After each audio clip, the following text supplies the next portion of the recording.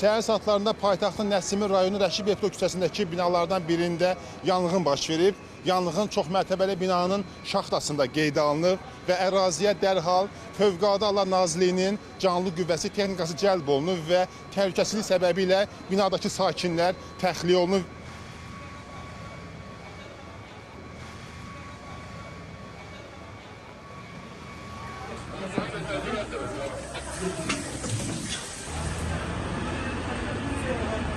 Hanım, kimsə var orada sizdə? 6 aylıq uşaqdır, hə, balaca balkonda qalıb, oğlum gəldi. Kimdir? Oğlum. Təkdir mən sizdə? Yox, yoldaşıdır, uşağıdır, prosto 6 aylıq uşaqdır.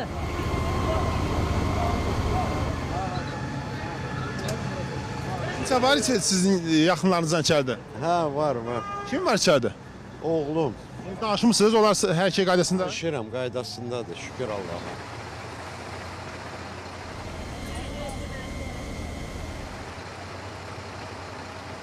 Çoxmərtəbəli yaşayış binasının zirzəmisindən 22-ci mərtəbəsinə kimi şaxta boyu elektrik naqilləri yanmışdır. Yanğın söndürülməsi zamanı ümumi binanın 44 nəfər sakini, 12-si azyaşlı olmaqla təxliyə olunmuşdur. Hadisə zamanı 4 nəfər təcili tibbi yardıma, zəhərlənmə barəsində müraciət edib. Yanğın baş vermə səbəbi hal-hazırda araşdırılır, aidiyyəti üzrə məlumat veriləcək.